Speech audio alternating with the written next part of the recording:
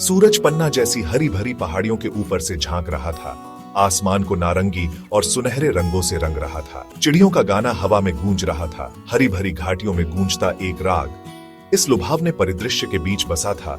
एक छोटा सा आदिवासी गांव, समय की बेरहम गति से अछूता।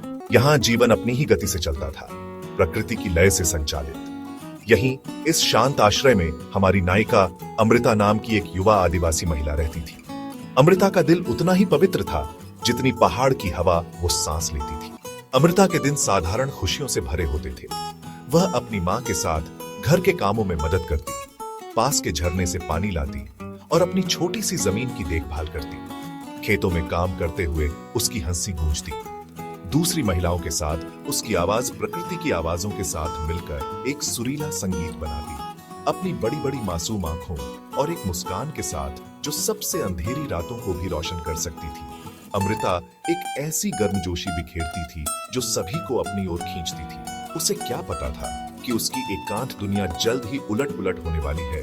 उसकी मासूमियत एक अनजान मुलाकात से चकनाचूर हो जाए। एक उमस भरी दोपहर, धूल के एक बादल ने उनके गांव में एक अनजान शख्स के आने की सूचना दी। यह शहर का एक आदमी था, ऐसे कपड़े पहने जो उन्होंने पहले कभी नहीं देखे थे। उसका नाम विक्रम था और उसने दावा किया कि वह एक रिसर्चर है जो स्थानीय पेड़ पौधों और जानवरों का अध्ययन कर रहा है। वह उनकी भाषा बोलता था, हालांकि उसका एक्सेंट अजीब, उसके शब्दों में एक खास चार्म था। विक्रम ने ग्रामीणों से घुलने मिलने में समय नहीं गंवाया। उसने उन्हें छोटे छोटे उपहार दिए, शहर के जीवन की कहानियां सुनाई और धैर्य पूर्वक उनकी कहानियां सुनी। अमृता खुद को विक्रम की कहानियों की ओर खींची हुई। उसकी दुनिया इतनी विशाल, इतनी संभावनाओं से भरी लग रही थी। उसने ध्यान से सुना। जब उसने आसमान को छूने वाली ऊंची इमारतों, बिना घोड़ों के चलने वाले वाहनों और एक ऐसे जीवन के बारे में बताया जिसकी वह कल्पना भी नहीं कर सकता। बदले में विक्रम अमृता की मासूमियत, उसकी सच्ची जिज्ञासा से मोहित हुई। उसने उसके साथ अधिक से अधिक समय बिताना शुरू, अपना ज्ञान और अनुभव साझा। उसने उसे एक छोटा सा शीशा उपहार में जिसकी चमकदार सतह उसकी आश्चर्य से भरी आंखों को दर्शाया। उसने उसे पहाड़ों से परे एक दुनिया का वादा किया, प्यार और खुशियों से भरी दुनिया। जैसे जैसे दिन हफ्तों में बदलते गए, अमृता और विक्रम के बीच एक रिश्ता बनने लगा। वह उसके गांव के पुरुषों से अलग था, अधिक सोफिस्टिकेटेड, अधिक अटेंटिव। उसने उससे प्यार की बात की, एक साथ भविष्य की, अपने शब्दों से ऐसी तस्वीरें पेश की जिससे उसका दिल तड़प से भर गया। उसने उसे अपने साथ शहर ले जाने, उसे बताई गई अद्भुत चीजें दिखाने का वादा किया। अपने इन्फैचुएशन और उसके वादों से अंधी अमृता ने उसके सामने समर्पण कर दिया। यह शुद्ध, निष्कपट विश्वास का कार्य था, एक ऐसा कार्य जो आने वाले दिनों में उसे सताएगा। लेकिन विक्रम के वादे उस हवा की तरह खोखले थे जो घाटियों से गुजरती थी। उसका रिसर्च सिर्फ एक दिखावा था। अमृता में उसकी दिलचस्पी एक क्रूर खेल से ज्यादा कुछ नहीं थी। जितनी जल्दी वह आया था, उतनी ही जल्दी वह गांव से गायब हो गया, टूटे हुए वादों और एक टूटे हुए दिल का निशान छोड़कर।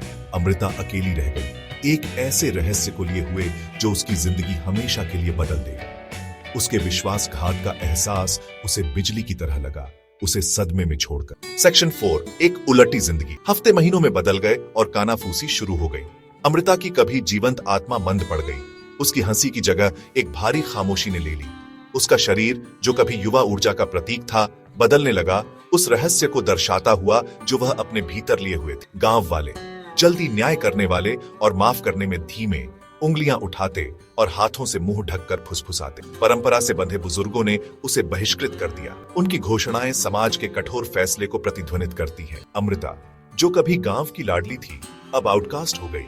उसकी मासूमियत उसी समाज ने कलंकित कर दी जिसकी उसे रक्षा करनी चाहिए थी। उसकी स्थिति का बोझ, विश्वासघात, सामाजिक कलंक अमृता पर दम घोंटने वाली तीव्रता के साथ दब गया। उसकी दुनिया, जो कभी प्रकृति की मीठी धुनों से भरी थी, अब कठोर फुसफुसाते और आरोप लगाने वाले घूरने की आवाजों से भर गई थी। विक्रम के विश्वासघात के दर्द को उसकी कठोर वास्तविकता ने और बढ़ा दिया। जिस आदमी ने उसे दुनिया का वादा किया, उसने उसे एक टूटे हुए दिल और एक ऐसे बोझ के अलावा कुछ नहीं छोड़ा जिसे वह सहन करने के लिए बहुत छोटी। सेक्शन 5, निराशा की गहराई। एक रात चांद की हल्की रोशनी में अमृता खुद को उसी चट्टान के किनारे पर खड़ी पाई जहां उसने अपने दोस्तों के साथ अनगिनत घंटे सूर्यास्त देखने में बिताए थे। हवा उसके चारों ओर गरज रही थी, उसके अंदर चल रहे तूफान को दर्शाती हुई। उसकी निराशा का बोझ, उसके विश्वासघात का दर्द असहनीय हो गया। पूरी तरह से उजाड़ के उस क्षण में दुनिया कोई सांत्वना, कोई बचाव नहीं देती हुई प्रतीत हुई। एक और दिन का सामना करने का विचार उसे भयानक भय से भर देता है। जैसे ही उसके चेहरे से आंसू बहने ठंडी रात की हवा के साथ मिले, अमृता ने अपनी आंखें बंद कर ली और एक कदम आगे बढ़ाया, नीचे की गहराई में विस्मरण की तलाश में। लेकिन लगता है कि किस्मत के कुछ और ही मंसूबे। सेक्शन 6, एक माँ की ताकत। जैसे ही अमृता ने वह कदम उठाया, एक हाथ निकला, उसे कगार से वापस खींच लिया। ये उसकी माँ थी। उसकी आंखें राहत और पीड़ा के मिश्रण से भरी हुई थी। उसने अमृता का पीछा किया था। उसका दिल उसकी बेटी की निराशा को भांप रहा था। संकट के उस क्षण में क्रोध और निराशा का सारा दिखावा गायब हो गया। जो कुछ बचा था वह एक माँ का अपने बच्चे के लिए बिना शर्त प्यार, चिंता से भरा और रातों की नींद हराम से भरा। उसकी माँ का चेहरा उस उथल पुथल का प्रतिबिंब था जिसका उन्होंने दोनों ने सामना किया था। उसका स्पर्श हालांकि हमेशा की तरह कोमल और आश्वस्त करने वाला था। यह वह जीवन रेखा थी जिसकी अमृता को सख्त जरूरत थी। उसे निराशा की खाई से वापस खींच रही थी। अपनी माँ की बाहों में सिमटी अमृता आखिरकार टूट गई। उसकी दबी हुई भावनाओं का बांध आंसुओं की धारा में फूट पड़ा।